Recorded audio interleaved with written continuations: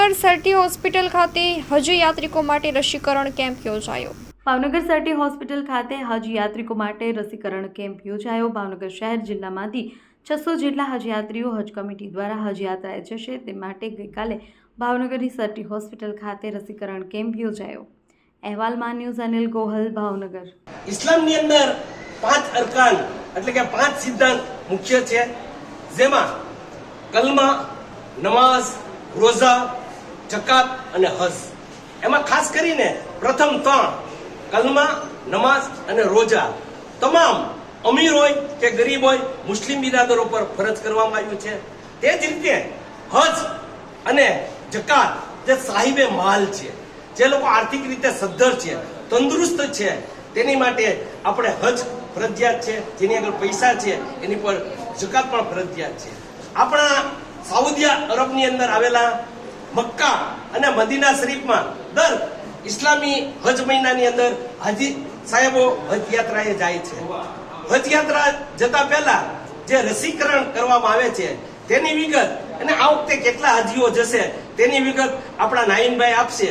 પણ એ પહેલા આપણા જે હજ યાત્રીઓ આ વર્ષે હજ માટે જાય છે તેમની માટે આપણે ખાસ દુઆ કરીએ કે અલ્લાહ તાલાના ફડલો કરમથી અને હજરત મોહમ્મદ મુસ્તફા સલ્લલ્લાહુ અલૈહિ વસલ્લમના સદકા વસીલાથી તેમની હજ યાત્રા સફળ નીવડે, તેમને કોઈ તકલીફ મુશ્કેલી ન થાય તેવી ખાસ દુઆ। અને હજ યાત્રીઓ પાસે આપણે કહીએ એમને કે તેઓ આપણી માટે દુઆ કરે, જે લોકો હજ યાત્રા જાય છે તેની માટે દુઆ કરે અને આપણા ભારત દેશ માટે ખાસ દુઆ કરે કે આપણા ભારત દેશની અંદર કોમી એકતા, ભાઈચારો અને એખલાસનો માહોલ કાયમ રહે, આપણો ભારત દેશ વિકાસ કરે, આપણો ભારત દેશ પ્રગતિ કરે તેવી ખાસ દુઆ। અત્યારે આપણી વચ્ચે ગુજરાત રાજ્ય હજ કમિટીના ડાયરેક્ટર નાઈનભાઈ કાજી પણ અત્યારે આપણી વચ્ચે ઉપસ્થિત છે। આ રસીકરણ શું છે અને આ વર્ષે કેટલા લોકો હજ યાત્રાએ જશે તેની તમામ માહિતી આપણા નાઈનભાઈ કાજી આપશે। ગુજરાત રાજ્ય હજ કમિટી દ્વારા આજે ભાવનગર ખાતે મોનાગોકુલ નામની રસીનો કેમ્પ રાખવામાં આવ્યો છે।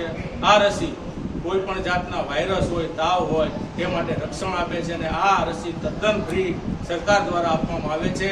આ વખતે ભાવનગર જિલ્લામાંથી 580 હાજીઓ હજ પડવા જનાર છે। તે જ રીતે સમગ્ર ગુજરાતમાંથી અંદાજે 17,000 હાજીઓ હજ પડવા જનાર છે અને 2 તારીખથી પહેલી ફ્લાઇટ ઉપડશે અમદાવાદ એરપોર્ટથી અને 2 થી 13 સુધીની ફ્લાઇટ, 13 તારીખ સુધીની ફ્લાઇટો મદીના શરીફ જશે અને 13 પછીની ફ્લાઇટ મક્કા શરીફ જશે। ગુજરાત રાજ્ય કમિટી દ્વારા તમામ આખું ઓપરેશન બહાર પાડવામાં આવ્યું છે। એએમસી અમદાવાદ મ્યુનિસિપલ કોર્પોરેશનના કમિશનર, એરપોર્ટ ઓથોરિટી દરેક વિભાગ દ્વારા એક બેઠક કરી અને તમામ હાજીઓ સુરક્ષિત કઈ રીતે મક્કા મદીના શરીફ જાય તે માટેના તમામ વ્યવસ્થા કરી આપવામાં છે।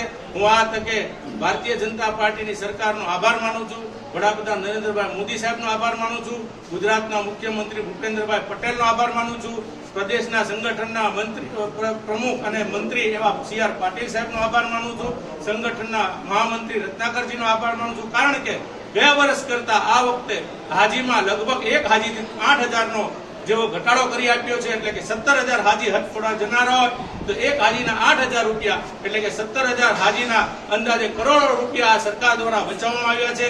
સરકાર દ્વારા તમામ પ્રયાસો હાથ ધરવામાં આવ્યા છે અને દરેક હાજીઓ હેમખેમ રીતે પોતાના હજના અરકાન અદા કરીને પરત વતન ગુજરાત આવે તેવી તમામ વ્યવસ્થા સરકાર દ્વારા કરવામાં આવી છે। હું આ તકે હાજીઓને એક વિનંતી કરીશ, અપીલ કરીશ કે જે કાશ્મીરમાં હુમલો થયો છે ને જે આપણા પ્રવાસીઓ માર્યા ગયા છે તેના હકમાં પણ દરેક હાજીઓ ત્યાં જઈ અને દુઆ કરશે, દેશમાં અમન ચેન કાયમ રહે અને દેશ ખૂબ પ્રગતિ કરે તેવી દુઆ કરવા હું વિનંતી કરું છું। અસ્સલામુ અલૈકુમ।